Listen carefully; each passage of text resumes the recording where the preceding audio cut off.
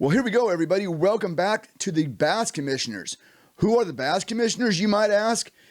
Just a couple of regular guys who want to see the sport of professional bass fishing be the best it can be. We believe that it is high time for unification in this sport. The Bass Commissioners tackle the hard issues of the sport of professional bass fishing, and when necessary, we produce binding rulings which the organizations probably will just ignore. Do you have a comment? Do you have a question? Is there something in the world of professional bass fishing that you think needs to be investigated? Let us know. Send us a direct message on Instagram, Bass 2 Anglers Podcast, or go to our website, bass2anglerspodcast.com. Send us an email or leave us a comment on this video. Let us know what you're thinking, and we'll get to investigating. Of course, we also ask that you like this video and subscribe to this channel. Pretty standard. Like, subscribe. I'm your co-host, Keith Neiswanger, and we are joined by Patrick Schaefer. Good evening, Patrick. Patrick, I have something that I need to get off my chest tonight, so I'm going to get this thing started. Of course, it was something that Randy said this week. The guy gets me. He hooks me all the time, and I feel like I got to respond to some stuff. So what I want to throw out there tonight is environmentalist or conservationist. Who is the bass angler's real friend? So Randy was talking about all these environmental things that are going on in his home state of Missouri. And, it occurs to me that we have two different kinds of people that are concerned about the environment. We have those that are conservationists, and we have those that are environmentalists. And if you would indulge me, I went online because I wanted to get a good definition of what the two were. And I came up with this from a website called Mackinac.org. The impetus for the conservation and environmental movements may be similar, but the two movements have developed distinctly different value systems as a result of different worldviews. Conservationism, properly understood, employs traditional values of environmental stewardship. A good steward takes care of what has been entrusted to him or her, thereby leaving an inheritance for the next generation. This worldview allows that it is ethical to employ natural resources for the betterment of humankind as long as they are properly cared for and managed with a concern for future generations. It is permissible to cut trees, for example, as long as new ones are planted in their place. Similarly, wildlife and fish can be harvested as long as they are left in sufficient numbers to ensure future populations. Humanity is seen as an integral part of the ecosystem rather than an intruder in the natural world. By contrast, the worldview of the modern-day environmentalist is much different. The mindset is that nature is deified and worshipped, while the welfare of humans is prioritized beneath the animal and plant kingdoms and other aspects of the natural world. According to this worldview, humans exist separate from nature and act immorally when they disturb or disrupt nature. Even the slightest disturbance, such as cutting and replanting trees, represents a violation of nature by humans. Okay, so I wanted to get that out there because I think we hear a lot about environmental issues all the time. But as bass anglers, we're conservationists. We buy fishing licenses, and those fishing licenses go towards making the resource better. We're the ones that take care. I mean, look at bass fish, catch and release, right? I mean, we have been releasing the fish that we catch when we bass fish for all the years that I've been fishing. I began fishing in the 1970s, and even then, it was catch, photograph, and release. So I want to make sure that we get this straight and understand that there's a distinct difference between a conservationist and environmentalist. An environmentalist literally puts nature above humans. An environmentalist says that nature is there above humans, literally. A conservationist says, we live in this ecosystem, and we need to take care of the ecosystem. We need to put back. Randy was talking about some housing developments that he saw, and it just I was listening to what he was saying. He sounded like a doggone environmentalist to me.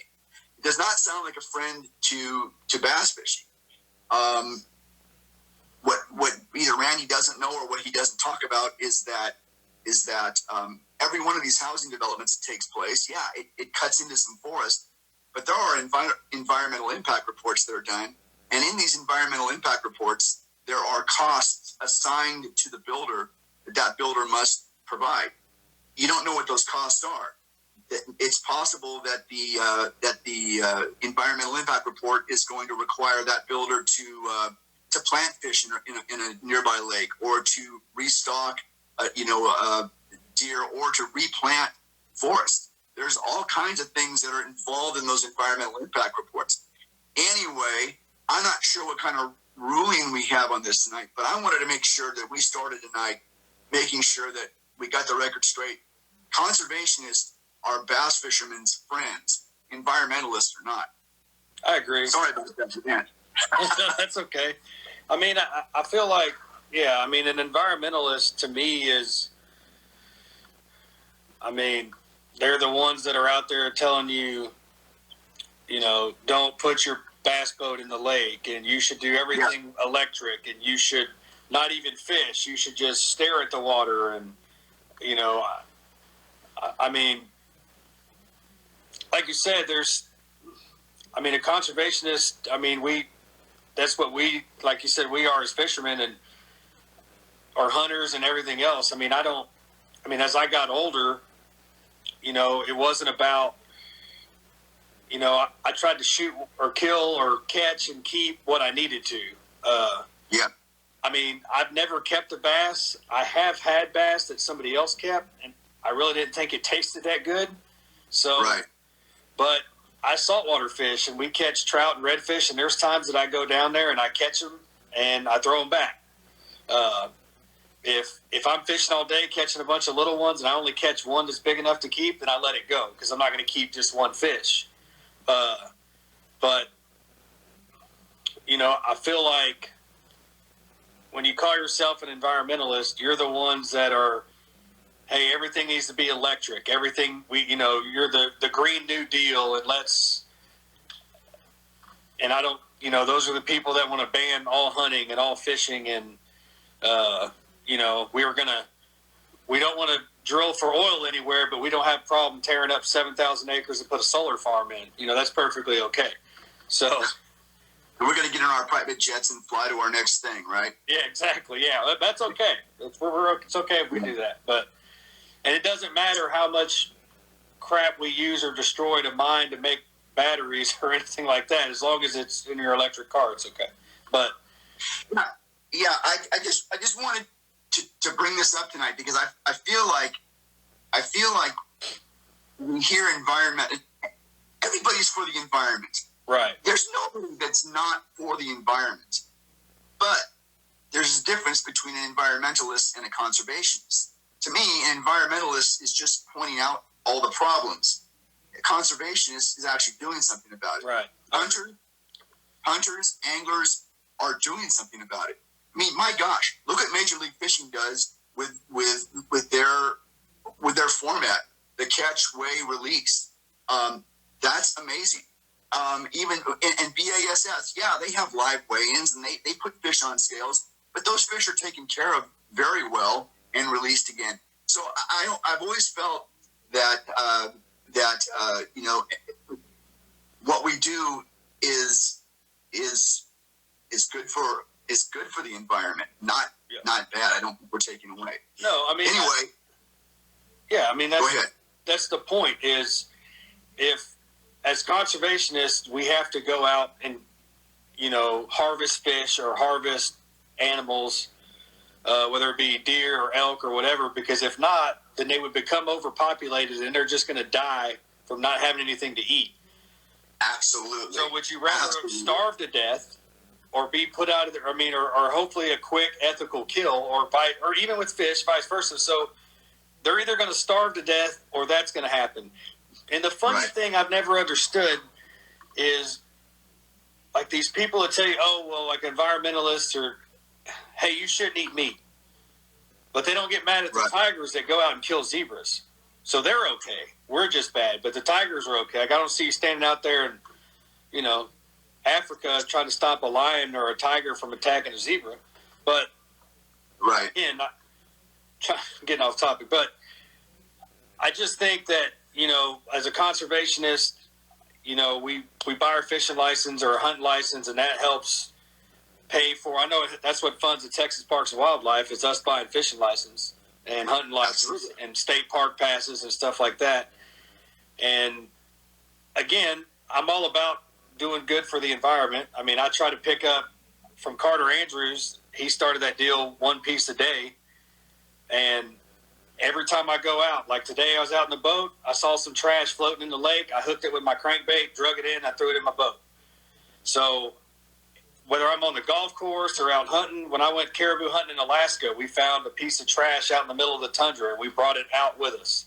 I try to leave everything better than I found it, but I still consider myself, even though I'm trying to protect the environment and do better for the environment, leave it better than I found it, I still consider myself a conservationist and not an environmentalist. Should we make a ruling on this? Is this something that we should rule on tonight? I say so. How would you word it? It's a good question. Hunters and fishermen or fisher women are conservationists and not environmentalists. Okay. I feel like we've made a ruling. The conservationist is the bass angler's friend. Yes. And let's not use the other term anymore. The other term is not relevant. Yes, we're taking care of the environment, but we're not environmentalists because we put our money where our mouth is. We buy licenses. We buy equipment. We buy the chemicals for our live wells, keep the fish alive. That's environment. That's a conservationist. That is not an environmentalist. All right. Thank you for letting me get that off my chest. It's to you now. You got an issue tonight? I do. Should co-anglers be allowed in the invitationals or open qualifiers? Woo! That's a good one. I saw Josh Butler's name in our on our feed here. I wonder if Josh is still there. I'd love to hear what Josh thinks about co-angling. He probably won't say anything because, Yeah. Well, it's your idea. Let's hear. What do you think about it? I can tell you this: when I watch a live event, I'm not watching a live event to see what a co-angler does. Right. And actually, if you think about it, I mean, I guess it's the invitationals now, and if it stays the same as it did when it was the Tackle Warehouse Pro Circuit, they didn't fish with co-anglers. Okay. So if MLF keeps that same trend, then they won't have co-anglers. I have nothing against someone being a co-angler. I've been a co-angler myself for a few local bass tournaments, and I understand you have the ability to learn a lot.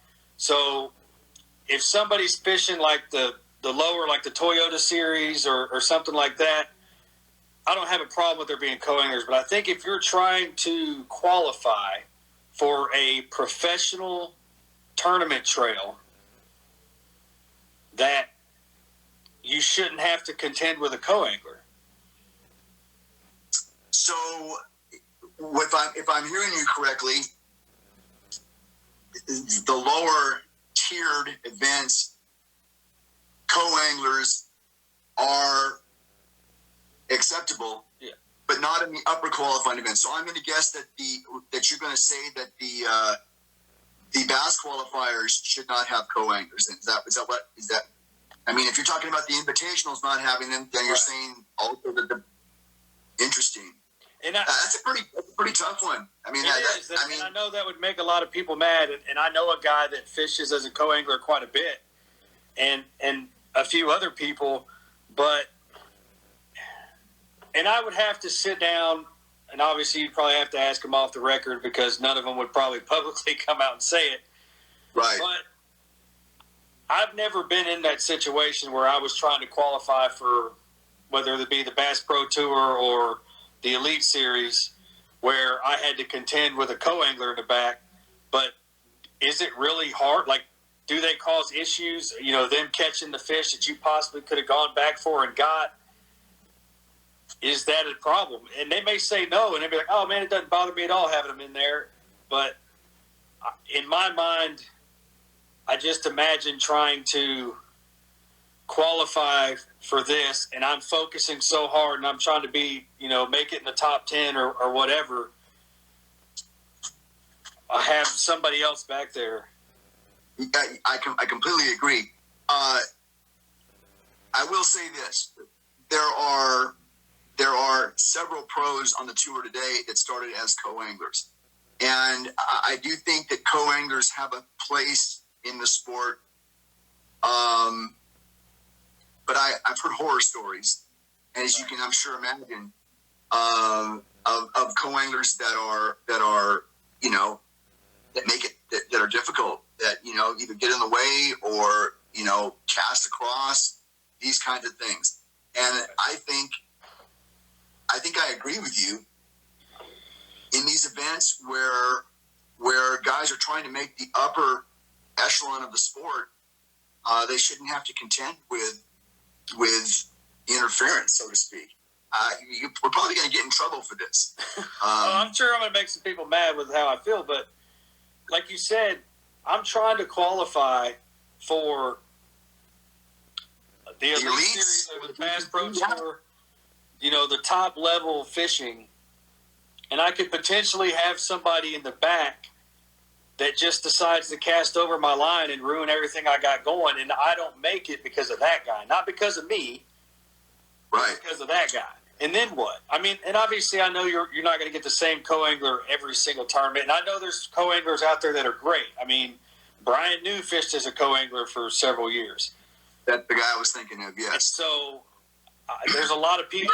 You hear other stories of people fishing as co-anglers and stuff like that, and I get it, but that's why on something like a Toyota Series, I mean, I think it's okay in something like, you know, those kind of events, because yeah, they're fishing for money, but they're not fishing to try to make the, you know, top tier tournament trail. So of whatever trail they're in, and I just don't. It's a lot to compete with. I will tell you this: I do fondly remember the days of the. I guess they were BASS Invitationals when it was pro versus pro in the same boat. That was old time fishing, but literally you would have two pros, two big name pros. You'd have Rick Klein. Well, Randy Blockett always talks about his experience drawing out with Rick Klein. And there were lots of stories like that. That's the way bass tournaments used to be. There'd be coin flips to see who would start in the front of the boat. Guys would take their coin motor arrows and put them on backwards so that it would screw up the guy when it was his turn to fish the front of the boat. That's how it was. I don't think any of those pros really enjoyed that format. But I sure enjoyed it. I enjoyed watching them and reading about them. If you have a good co-angler, you understand the deal, that's okay. But if you get a bad one, I can't see who that is. Bassing with Big Malone. Bassing with Big Malone. This guy's always got epic comments. Topic can go both ways. As long as you have a good co-angler that understands the deal, that's okay. But if you get a bad one, yeah, I agree. But you can't pick, like you said. I think I'm with you on this. I think in the events where there's so much on the line, you know, guys trying to qualify for the big tour, I think you got to figure out. Now the problem with that is, you're gonna find 225 open marshals? I don't know. Do they have to? Do you send them out with marshals in? What do you do? How do you eliminate the cheating factor? Yeah, I mean, you could find marshals, and actually maybe, I don't know. I mean, you might be able to find people that are marshals, or or you just say, I mean, same thing in the Elite Series now. If they don't have a marshal, they have to record their entire fish. Yeah, everything is recorded. Yes. So yes. Maybe try something like that. I mean, because even with just because you have a co-angler, if you had some cash and you decided to pay that co-angler off, he could lie for you too. But yeah.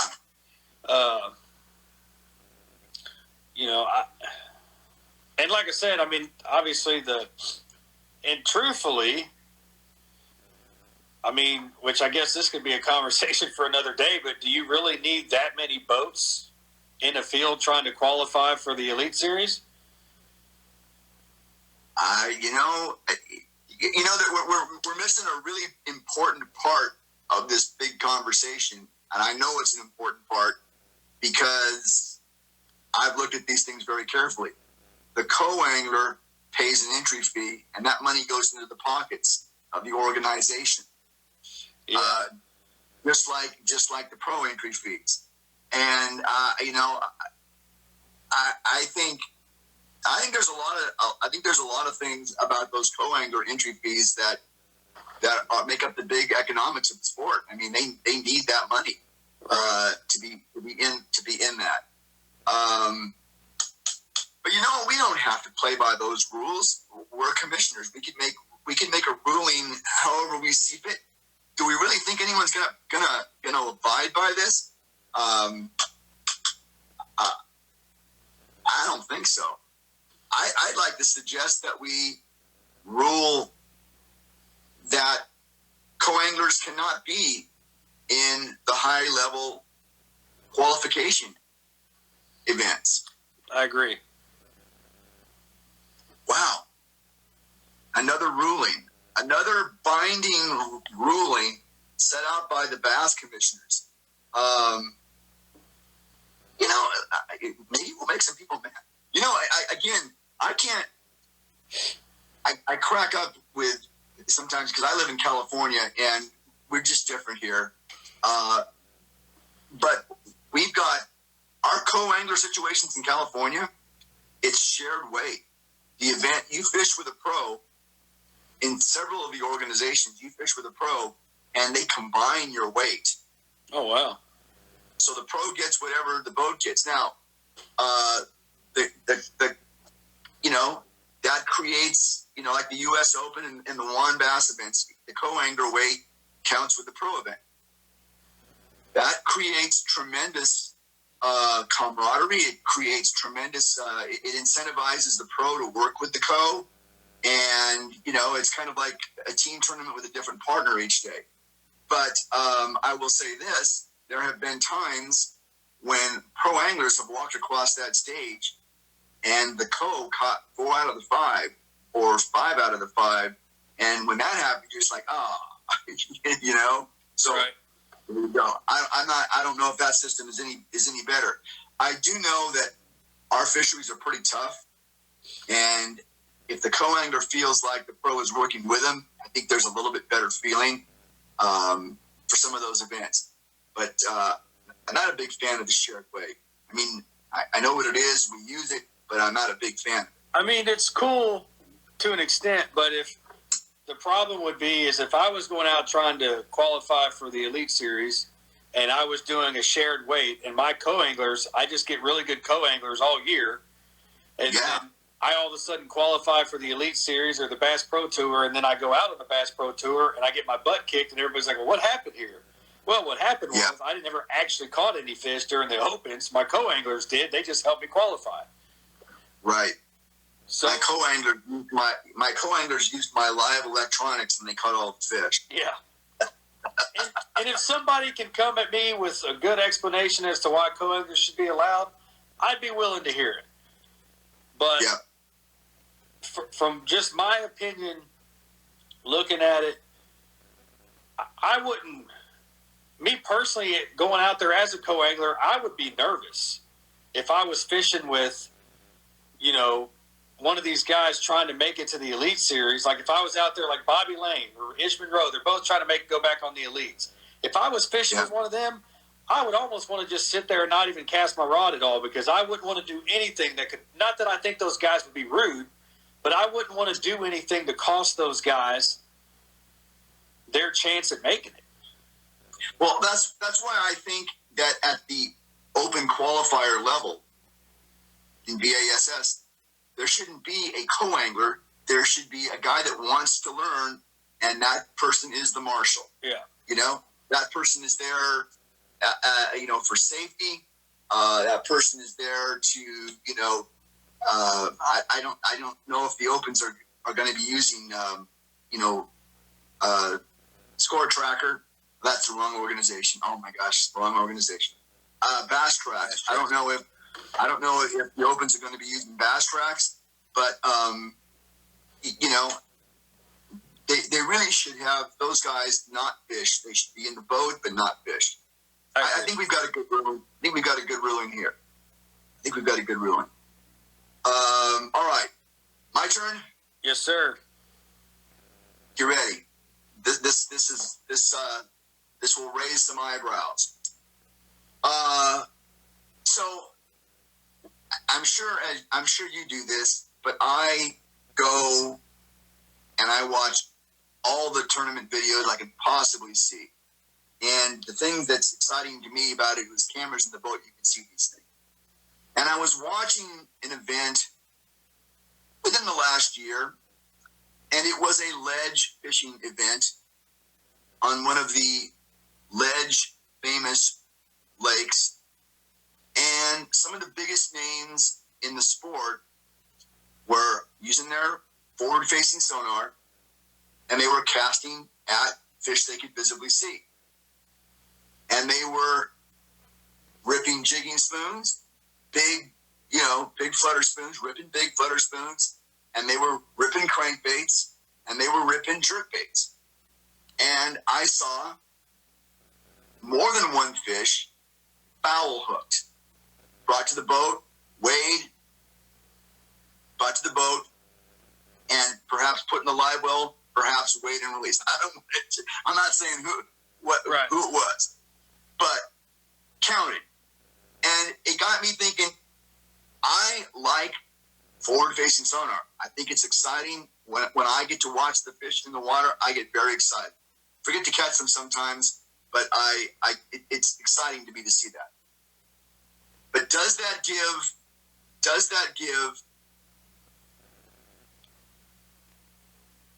somebody the opportunity to intentionally snag a fish? And if that's the case, should we say that no more foul hooked fish can be weighed? As it is in the springtime, we don't allow fish hooked outside the mouth count.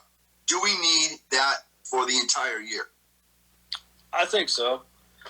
I think if you do that, then you solve this whole problem of, and even the times in the spring, and there's been a couple anglers, I'm not going to say any names, but where they hook one and they're like, oh, well, I didn't hook that. That wasn't the fish I was after. I was after a different fish, and this one just came by and swapped. If you just say, if it's not hooked in the mouth, it doesn't count, period, then it doesn't matter. It doesn't matter if you make up a lie or whatever. Hey, it is what it is. You got to let it go. And I've seen videos where the guy hooked it and he called on the phone and was like, hey, this is what happened. What's your ruling here? What do you want me to do? And, I can't remember if he had to release it or if they let him count it. But if you just say, hey, this is from here on out, if you foul hook a fish, I'm sorry, but it doesn't count, then it doesn't matter. Yeah, listen, I know that you see fish on forward-facing sonar sometimes, and you see them stacked up and they are inactive and they're not biting. And I know it's frustrating when you see that. Yeah. Now, I also know that cranking and ripping a crankbait, popping a jigging spoon, a big flutter spoon, I know that sometimes gets fish turned on. But when you're watching these fish on your live electronics and your bait's coming through and they're not reacting to it, I'm just saying, I think we should, I really think we need to make a ruling on this too. I think that we should say no foul hooked fish. Now, I've had this conversation with Boyd Duckett, and Boyd, as you know, is the CEO of Major League Fishing. Right. And he's very quick to point out that there are times when you hook a fish in the mouth, and in the course of fighting it, it gets itself, hooked elsewhere. And I understand that, and I understand how frustrating it would be. But I mean, if we are concerned, first of all, are we concerned that anglers can use live electronics to snag fish? I got to tell you, what I watched in that video, it was concerning to me. Right. I mean, I felt like, oh, I get it. You're ripping a crankbait. I get it. You're not just starting and stopping. You're cranking and you're ripping. You're ripping. Yeah. Maybe we eliminate that as a technique, or maybe we just say fish must be hooked in the mouth. Yeah. And I mean, I understand that sometimes they come out of the water and they jump, and in the process of them jumping, it falls out of their mouth and hooks in the side. Yeah. And maybe you could investigate that a little bit, or maybe you could look at, like, hey, you have video of what happened here. Yeah, here's the video. You can see where it was hooked in the mouth. I mean, all these camera guys, especially if they're live, they're relaying it back to the studio. Somebody in the studio could go, hey, man, yeah, it was hooked in the mouth. Tell him he's good. I mean, even in a scenario like in MLF where it's catch, weigh, and release, even in a 5-fish format, they could go ahead and count the weight, and then after they investigate it, they could say, nah, man, it doesn't count, and then remove the weight, or if it's good, they could leave it. I mean, I know that's a whole lot of extra stuff, but I understand. I mean, it's happened to me. I've caught a fish before on a crankbait, and it came up and started shaking, and in the process of shaking, it ended up getting hooked in the side of its face, and I was still able to bring it in, but it really wasn't hooked in the mouth anymore. But I saw that it was. But then I've also run a crankbait, and I wasn't ripping it. I was just cranking it across the bottom, and I foul hooked a fish, and I thought it was a 10-pounder, and then I got it in. It was about a 3-pounder, but it was foul hooked. Now, maybe he swung at it and missed or whatever. So, I don't know. Or, like you said. And it's also possible that fish was in almost a dormant state, sitting there. Yeah. They are cold-blooded creatures. And it was that cold. Fish could have been in a dormant. And I hit it right in the side. Yeah. And the thing is, when you add live electronics to it, and you can see these fish suspended. Yeah. Should we make a ruling on this? I think so. Well, real quick. So, should we make the ruling that in sight fishing, no matter what, if you even if it's not that fish, all fish during sight fishing must be hooked in the mouth? Well, and then it's already that way. Right. You gotta hook but it. they'll say, oh, if you can't see the fish and you just happen to be casting out there and hook it, then it's okay. Well, but if you have forward-facing live electronics, you then can see the fish. Right. So, and if you're fishing a technique where you are intentionally sweeping that rod tip, 6-8 feet at a time, you're going to foul hook some fish. And the question is whether or not that should be that should be legal. No, that should be illegal. So I think if you foul hook a fish doing a sweet, all fish have to be hooked in the mouth. End of story. All fish must be hooked in the mouth. There you go. That's a ruling. You heard it here. You heard it here, everybody. I mean, because you can't. I mean, I get it. You have the crankbait issue, but it starts getting too complicated. I mean, just me trying to change it right there is getting confusing. Like, if you try to make it, oh, well, crankbaits, it's okay if they get hooked to the side as long as you're not doing the sweep. Well, then how do you prove that the guy was sweeping or not sweeping? I know. Listen, do this. At some point, get on your YouTube and search, you know where the ledge events are. And you know the ledge time of the year. It's that late spring, early summer. And watch those videos. Right. And see if you don't see, I mean, there are big names in the sport who have made a lot of money ripping jerkbaits, ripping flutter spoons. I'm just saying now with the live electronics, it seems like you're looking at them. I like live electronics. I also like fish hooked in the mouth. I agree. All right. Very good. Wow, that was a good one. It's to you. You got one? I do. All right. So,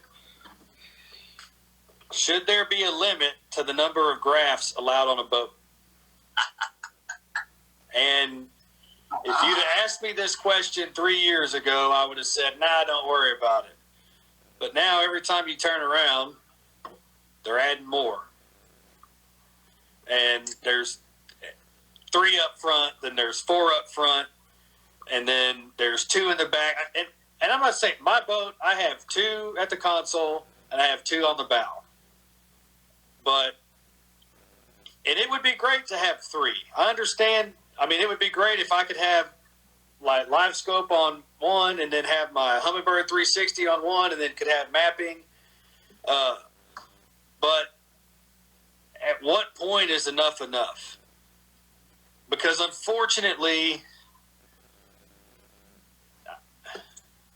people look at this and think, oh, the only way they can win or the only way they can be good is to get all these electronics. And I understand that's their own fault for being that way. And I mean, I did a lot of things. I mean, I sat there for years debating on how many graphs I was going to put on my boat and so on and so forth. And one minute it was 2, and then I was going to put 2 up front and 1 at the console, and then now I've got 4, but 2 and 2. So, but I just think at some point. Let me ask you this: What do you use? What do you use them for? You use a forward-facing electronics on the front. What's the other one you have on? Is it the 360? Yeah. So I usually split. So I have Garmin strictly for forward-facing sonar on a 10-inch graph, the EchoMap Ultra, and then I have a 12-inch Helix, and I usually have 360 on it plus about. I kind of split the screen, so most of it's 360, and then the other part of it would be sometimes mapping. Sometimes I'll put it on 2D, but I'm really not usually trying to look straight down very often, so I usually just put it on the map. But the nice thing with 360 is if I'm driving up to a waypoint, like a brush pile or whatever, it'll show up on my 360. So that little dot pops up on that screen, so I can just usually drive kind of towards it, but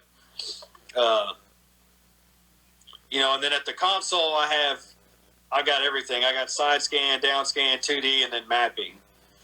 And I just use that.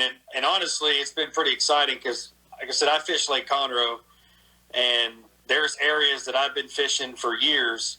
And then I finally drive over it with side scan and find tires and all kinds of stuff that I had no idea was down there. So I've really been enjoying the side scan part of it too, which goes back to our conversation last week about how great all these tools were. I've been fishing these areas for 20 years and had no idea that there was a pile of tires down there. And as soon as I go through, there were side scans like, oh, look at all these tires that are here. Were there fish on those tires? Not this time.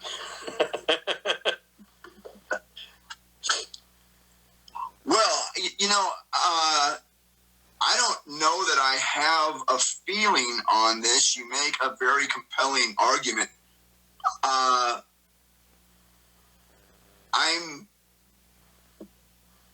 the opposite of Randy Blockett. Right. Randy Blockett wants less. I want more. I want more. I want as much technology as possible. Those fish have been killing me for years. I think it's my turn to be able to get a little revenge. Right. So I don't have a problem with multiple units. That's me. I don't see that. Do you feel there needs to be a limit? Right now, no. I mean, and kind of the reason I brought this topic up is because I've heard in rumblings, I've seen people comment on other posts and stuff like that. Just Fishing is actually, I mean, he's made a couple comments too about 1 and 1. And, I mean, I get it. These guys are professionals. They're trying to make their money. And,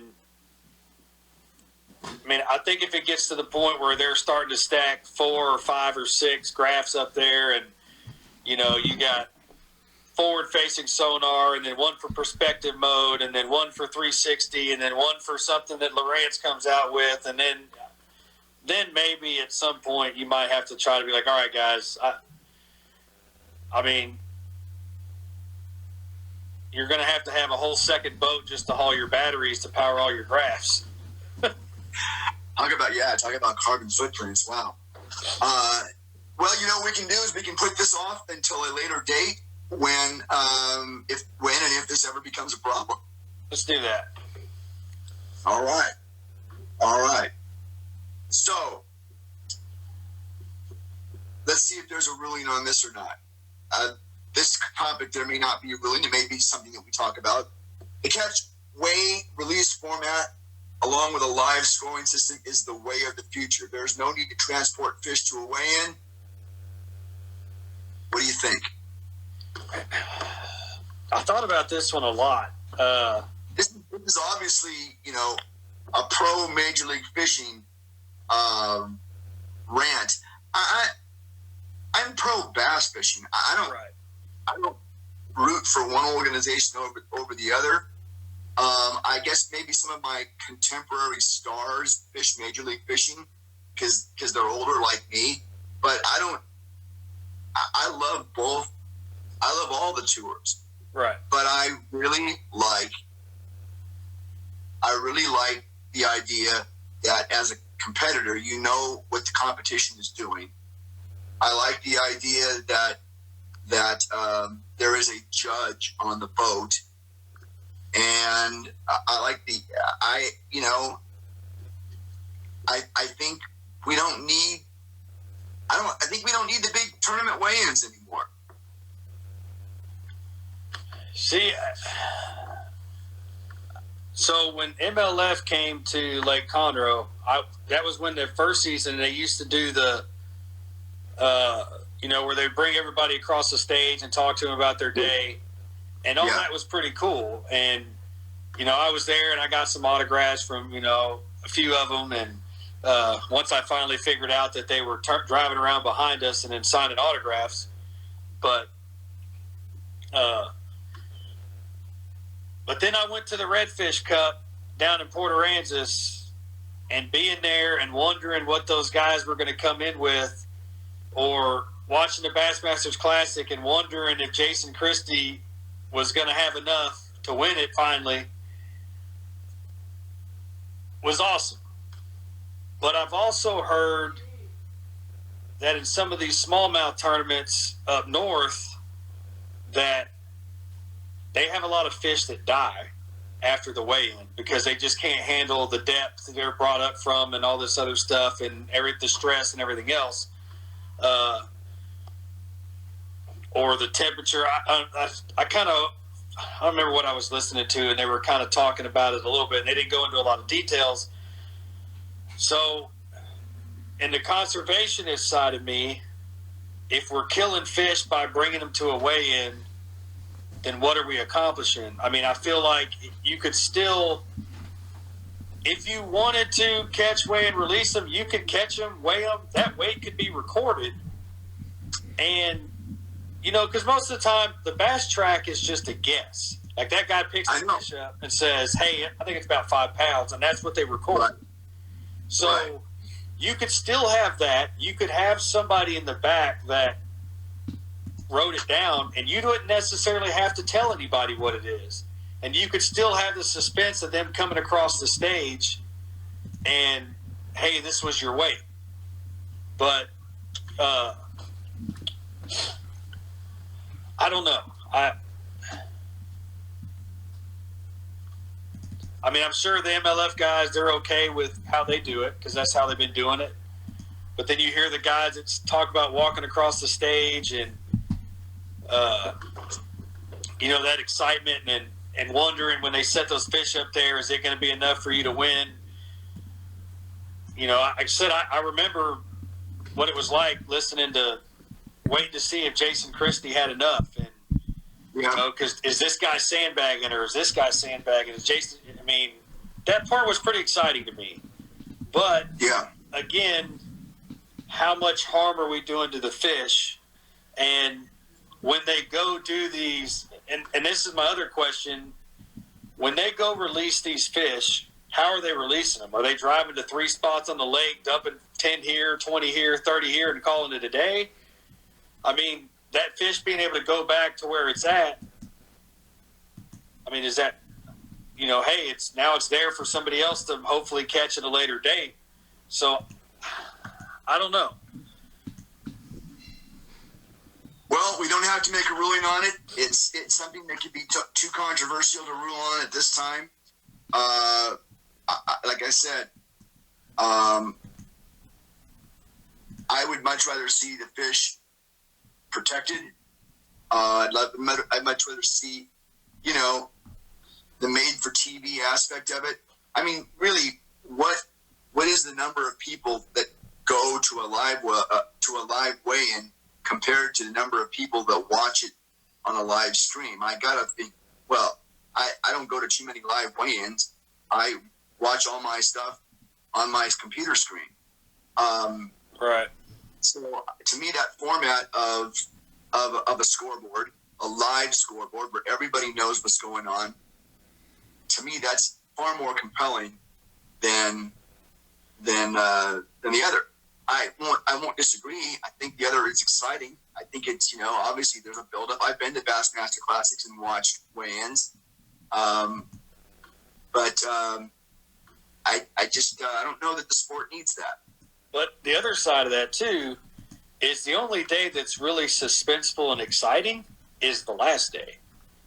That's true. I mean, obviously, yeah, day one, you're like, oh, cool. Oh, hey, man, he's leading. Cool. But the last day is when it matters. So maybe you did something to where, because I know, like, when they came, like, when they would do the Toyota Texas Bass Classic, they would only bring fish that were a certain size in. They still caught 5 fish, and they would return them, kind of like they do in, they do it at Lake Fork. Just they have to do it that way. Yeah. Even BASS does that, yeah. So that's still exciting. Yeah. So, and like I said, it's really the last day is the one that's exciting. So maybe we could come up with something to make the last day exciting, whether it's, hey, we're not going to tell you what anybody's in bass. I mean, MLF has their format, and I'm fine with the way they do it. I'm with you. I think it's cool. They're going to walk across the stage, and nobody's going to know, other than what the Bass Track says,